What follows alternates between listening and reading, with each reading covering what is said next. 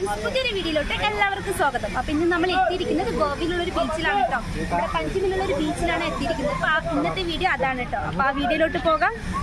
ഗോവ എന്ന് പറഞ്ഞാൽ മനസ്സിൽ ഫസ്റ്റ് ഓടിയെത്തുന്നത് ബീച്ചാണ് ഇല്ലേ. ബീച്ച് ഇഷ്ടപ്പെടാത്തതായിട്ട് ആരാ ഉള്ളത്? നമ്മുടെ നാട്ടിലൊക്കെ ബീച്ചിൽ പോവാന്ന് വെച്ചാൽ ഏതാണ്ട് ഒരു വർഷത്തിൽ ഒരിക്കലൊക്കെയോ അല്ലെങ്കിൽ വല്ലപ്പോഴൊക്കെ അല്ലേ പോവുക. ഇപ്പം ഞാൻ പാലക്കാടായതുകൊണ്ട് തൃശ്ശൂരൊക്കെ അല്ലേ ബീച്ചുള്ളത്. അത് കാരണം ഞങ്ങൾ വല്ലപ്പോഴും ആണ് പോകുന്നത്. പക്ഷേ ഗോവയിലെത്തിയപ്പോഴോ എവിടെ നോക്കിയാലും ബീച്ചാണില്ലേ. അപ്പം അങ്ങനെ ഒരു ബീച്ചാണ് കേട്ടോ ഇത്. പഞ്ചിമിലുള്ള മിറാമർ ബീച്ചിലാണ് കേട്ടോ നമ്മൾ ഇന്ന് എത്തിയിരിക്കുന്നത്. അപ്പോൾ ഗോവയിൽ എത്തുന്നവർ തീർച്ചയായിട്ടും ഇവിടെ വരേണ്ടതാണ് കേട്ടോ. കാരണം അടിപൊളി പ്ലേസ് ആണ് കേട്ടോ ഇവിടെ.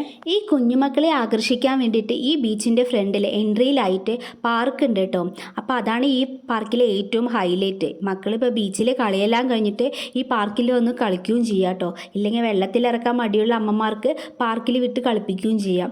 അങ്ങനെ തന്നെയാണ് നമ്മളും വിചാരിച്ചത്. ഇവക്കുട്ടിക്ക് കുറച്ചായിട്ട് ചുമയാണ് കേട്ടോ, വിട്ടുപോകാത്ത ചുമയാണ്. അത് കാരണം തണുപ്പും വെള്ളമൊന്നും അധികം തട്ടിപ്പിക്കില്ല എന്ന് പറഞ്ഞിട്ടിരുന്നതാ. കണ്ടില്ലേ, വന്നെത്തിയപാട് ബീച്ചിലെ വെള്ളം കണ്ടപ്പോൾ ഇറങ്ങി അങ്ങോട്ട് തന്നെ പോയി, വിളിച്ചിട്ട് വരുന്നതേ ഇല്ല. എന്തായാലും അവർ ഹാപ്പിയാണല്ലോ. അത് കാരണം അവരുടെ സന്തോഷത്തിനനുസരിച്ച് നമ്മൾ കുറച്ചൊന്ന് വിട്ടുകൊടുത്തു കേട്ടോ. ആ ബീച്ചിലെ വെള്ളത്തിലോട്ടൊന്ന് കളിക്കാൻ വേണ്ടിയിട്ട്. കണ്ടില്ലേ, പേടിയില്ലാണ്ട് ഒറ്റയ്ക്ക് പോവുക അവള്.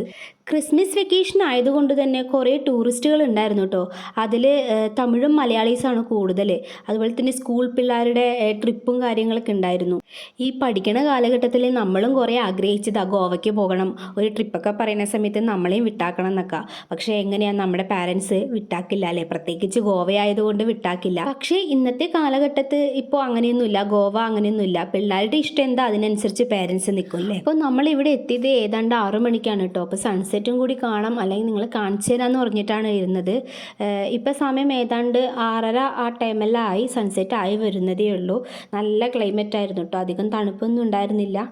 ഇത് കഴിഞ്ഞ് വേറെ പ്ലാനിങ് എല്ലാം ഉള്ളത് കാരണം നമ്മൾ അധികം നനയാൻ നിന്നില്ല കേട്ടോ. എന്നാലേ ഇവക്കുട്ടിയോ നമ്മളെ വിളിച്ചത് ആ ബീച്ചിലോട്ട് കൊണ്ടുപോവുക.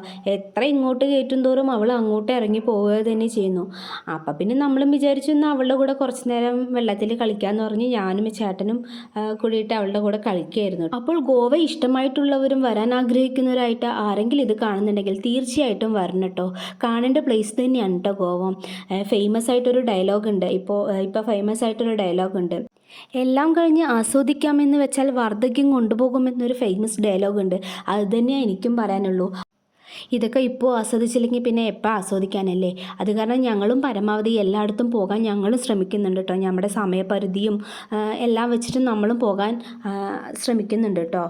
അങ്ങനെ ഇതാ ഇവക്കുട്ടി നനഞ്ഞു കുളിച്ചു. എന്തായാലും പണ്ടത്തെ പറയില്ലേ, ഒരു പഴഞ്ചൊല്ല്, നനഞ്ഞില്ലേ ഇനി കുളിച്ച് കയറാം, ആ അവസ്ഥയായി കഴിഞ്ഞു കേട്ടോ. അങ്ങനെ അവസാനം എന്താ ആളെ ഒരിടത്ത് ഇരുത്തി കഴിഞ്ഞപ്പോൾ അവിടുത്തെ മണൽ മൊത്തം വാരിയെടുക്കലായിരുന്നു പണി. പിന്നെ നമ്മൾ അവർക്കുള്ള ഡ്രസ്സും കാര്യങ്ങളൊക്കെ കയ്യിൽ കരുത്തിയിട്ടുണ്ടായിരുന്നു കേട്ടോ. എന്തായാലും അറിയാം, ഇവിടെ വന്ന് കാല് നനയ്ക്കാനാണ് വന്നതെങ്കിലും ഫുള്ളായി നനഞ്ഞിട്ട് പോകുന്ന അറിയാവുന്നത് കൊണ്ട് ഞാൻ അവളുടെ എല്ലാ കാര്യങ്ങളും എടുത്തിട്ടാണ് കേട്ടോ വന്നത്. പിന്നെ ഞാൻ ഒരുപാട് നേരം അവളെ വെള്ളത്തിലിരുത്തിയില്ല കേട്ടോ. പിന്നെ ഡ്രസ്സൊക്കെ മാറ്റിച്ച് അവളെ റെഡിയാക്കി. നമ്മൾ സൺസെറ്റും കൂടി കാണണമെന്ന് പറഞ്ഞിട്ടായിരുന്നത്. പക്ഷേ ഇനി ഇരിക്കുന്തോറും അവൾ വെള്ളത്തിൽ കൂടുതൽ കളിയാവും. ഈ കഫക്കെട്ട് കാര്യമായിട്ട് മാറാത്ത കാരണം നമ്മൾ വേഗം ഡ്രസ്സെല്ലാം മാറ്റിപ്പിച്ചിട്ട് നമ്മൾ ഫ്രണ്ടിലോട്ട് നടന്നു കേട്ടോ.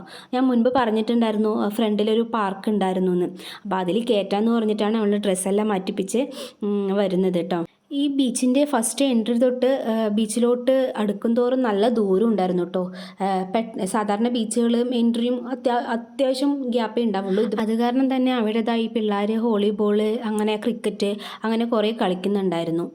അതിൻ്റെ ഫ്രണ്ടിൽ തന്നെ പാർക്കും ആയതുകൊണ്ട് അവിടെ ബീച്ചിൽ കളിച്ച് വരുന്ന കുട്ടികളെല്ലാം ഈ പാർക്കിൽ കയറി കളിച്ചിട്ടാണ് വരുന്നത്. പാർക്കും അത്യാവശ്യം നല്ല സ്പേസ് ഉണ്ടായിരുന്നു കേട്ടോ. ആരും തിരക്കാനോ അല്ലെങ്കിൽ സ്ഥലമില്ലാത്ത അങ്ങനത്തെ ഉള്ള പ്രശ്നങ്ങളും കാര്യങ്ങളൊന്നും ഉണ്ടായിരുന്നില്ല.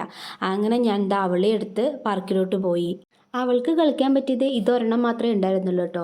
അപ്പോൾ അതിൽ 1-2 പ്രാവശ്യം കളിച്ചിട്ട് നമ്മൾ നേരെ ഇറങ്ങിട്ടോ. നമുക്ക് വേറെ 1-2 സ്ഥലവും കൂടി പ്ലാൻ ചെയ്തിട്ടുണ്ടായിരുന്നു. അത് കാരണം ഒരുപാട് വൈകിപ്പിച്ചില്ല, നമ്മൾ ഇറങ്ങി. അവിടെ നിന്ന് നമ്മൾ നേരെ അതിൻ്റെ ഫ്രണ്ടിലുള്ള ഒരു കോഫി ഷോപ്പിലാണ് കേട്ടോ നമ്മൾ ഇരുന്നത്. അതിൻ്റെ ഫ്രണ്ടിലായിട്ട് തന്നെ കോഫി ഷോപ്പ് ഉണ്ട്, അതിലായിരുന്നു കേട്ടോ ഇരുന്നത്. ഞാനും ചേട്ടനും 2 കോഫിയും ഇവക്കുട്ടിക്ക് ഒരു കേക്ക്, പ്ലം കേക്കും ഞാനൊരു ചിക്കൻ റോളും ആണ് കഴിച്ചത്.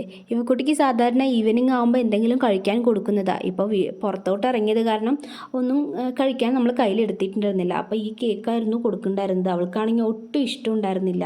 ഞാൻ മുൻപ് പറഞ്ഞിട്ടുണ്ടായിരുന്നു സ്റ്റുഡൻസ് പിള്ളേരും ടൂറിസ്റ്റായിട്ട് ഇവിടെ വന്നിട്ടുണ്ടായിരുന്നു എന്ന്.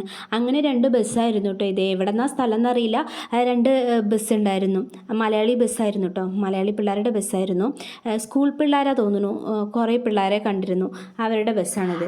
അവിടെ നിന്ന് നമ്മൾ നേരെ പോകുന്ന വഴിക്കുള്ള കാഴ്ചയാണ് കേട്ടോ. ഇത് ഫുള്ളായിട്ട് ഈ ലേറ്റ് ഫുള്ളായിട്ട് കാണുന്നത് കെസിനോ ആണ്.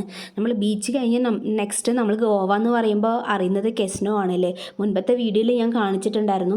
അപ്പം ഇവിടെ കെസിനോകളിൽ ഏറ്റവും ഫേമസ് ആയിട്ടുള്ളതാണ് കേട്ടോ ബിഗ് ഡാഡി, മെജസ്റ്റിക് പെരേഡ്, പിന്നെ ഡയമണ്ട് കെസിനോ, അങ്ങനെ കുറച്ച് കെസിനോസ് ഫേമസ് ആയിട്ടുള്ളതുണ്ട് കേട്ടോ.